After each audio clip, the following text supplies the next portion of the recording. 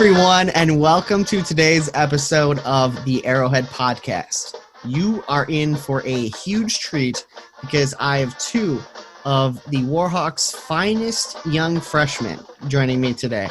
Okay, we have Daniel Payne and Nora Perugini. Thanks for joining me, you guys. Hello. Hello. Okay, so now for people out there in Arrowhead Nation who are not familiar with these fine young Arrowhead students, why don't you guys tell us a little bit about yourselves? Nora, what do we need to know about you? Well, I really like to sing and do a lot of acting stuff, so if you really know me, you would get to, you probably would get, annoyed with me of singing a lot, but I'm also been told that I'm really, excited a lot. I don't know. Okay, so Nora loves to sing, and she's very excitable, and I will say I have not found you to be annoying at all as a student, so I don't know. I'd pump the brakes on that part. Daniel, how about you? What do we need to know about Daniel Payne? So I would say I really like Arrowhead here, and I'm pretty academic, maybe a nerd if you would like to call it that. Really like math, science. That's why I'm in robotics, engineering club. Those are some really fun things I like to do. So, yeah. Excellent. Okay, well, now I've gotten to know you guys as students this semester in my English 9 class, and so far, I mean, you guys have been great young students, and so when I asked the class if anyone would want to be interviewed by me and join me on the podcast, I was very pleased that you two volunteered. So thank you very much. Okay, No problem.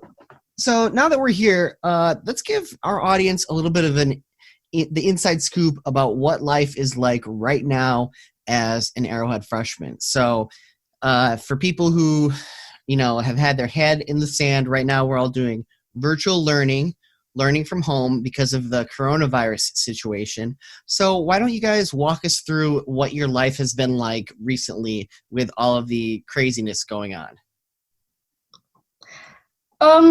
Well, my life it's been a little bit more relaxed. I don't have to wake up as early anymore because I used to take the bus to school, and now I get to wake up at 7 a.m. and then I'll just have to log on to my computer.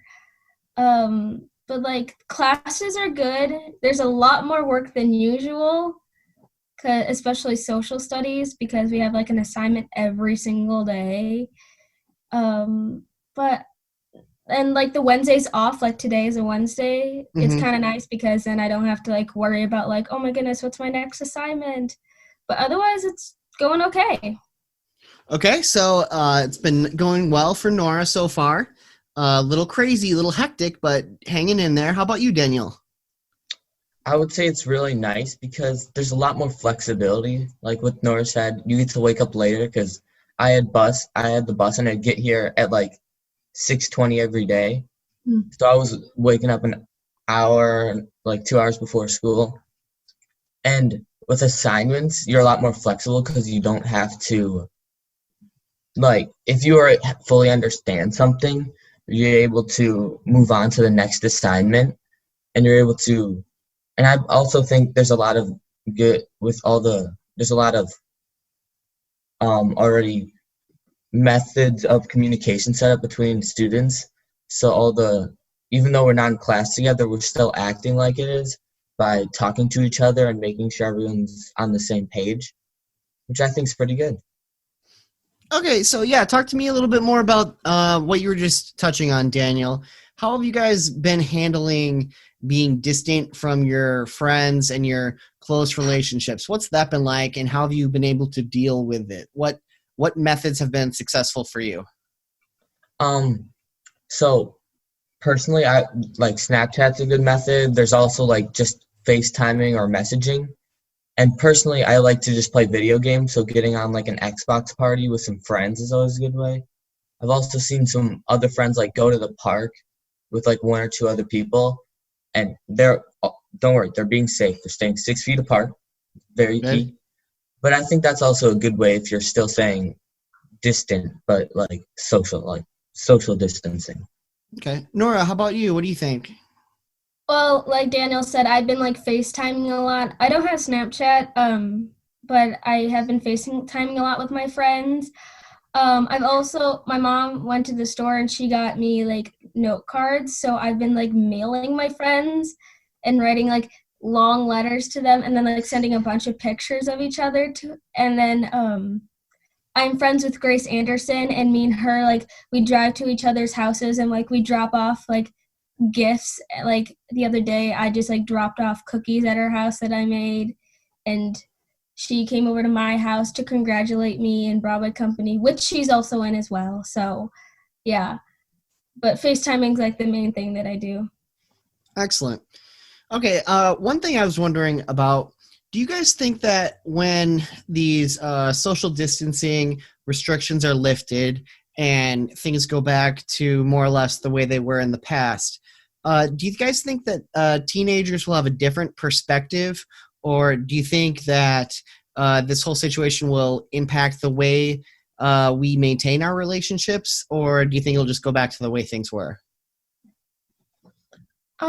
I think that when it goes back, the like everything will be a little bit everyone will be like a little bit more cautious at the beginning, and I definitely think that the earth will definitely be impacted like at overall just by this pandemic, that security and safety will measures will be definitely raised, and but I do believe it will go back to the way it was at some point, maybe like next year maybe, but I don't know. Cool. Daniel, you think anything I along would those lines? say I would say it's all based on people's personality, because like some extroverts are going to be like wanting to get out of the house a lot, and they're going to be like spending every day they can with their friends right when these orders are lifted. But I think this might not be true, but I'm guessing some introverts might miss it. So I think there's going to be a wide scale of what people will think. There will be some people who are really happy to get out, and some people who will be like happy that it's done, but will still miss the ability to just be able to stay at home and relax, which I think is a nice thing. It's like you don't see your friends, but at least you're able to relax more and you're able to focus on projects that you haven't been able to focus on. Yeah, I think all those points are valid, and hopefully we'll be able to learn from what we've found valuable in this time where we're stuck at home.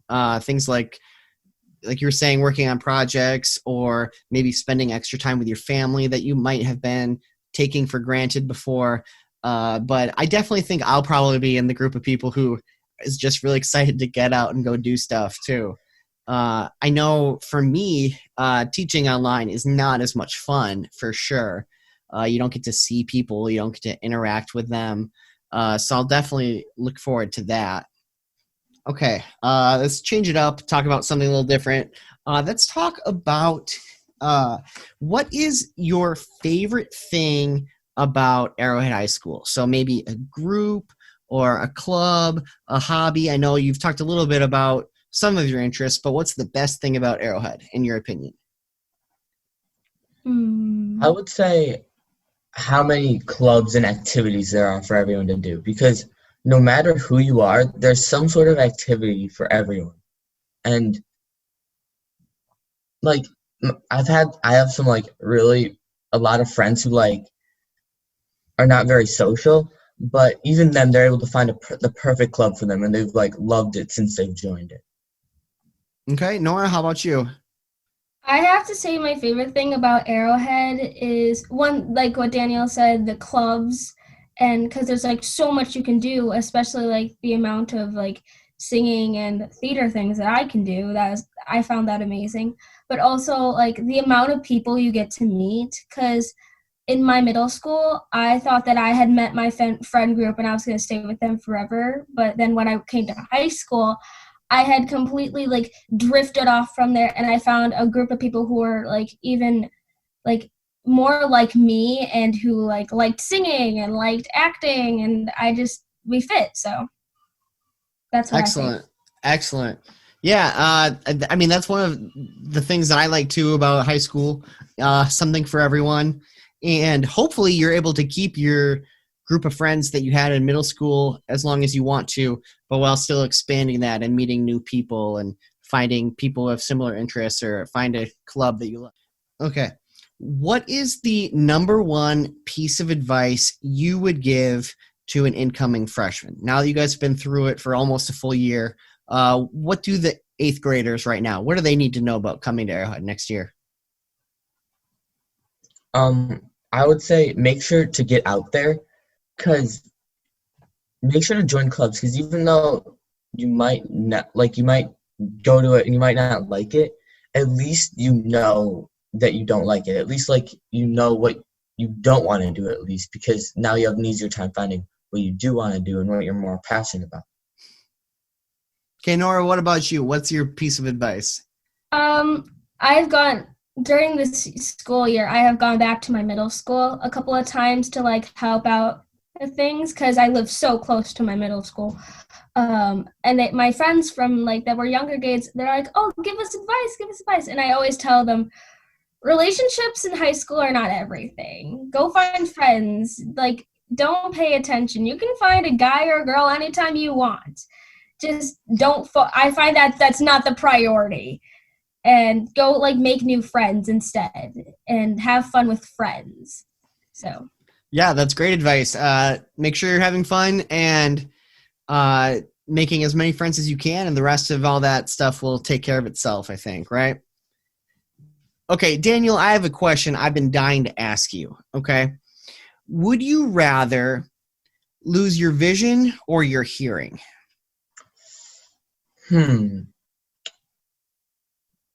I would say probably vision, because you can at least hear what's going on around you.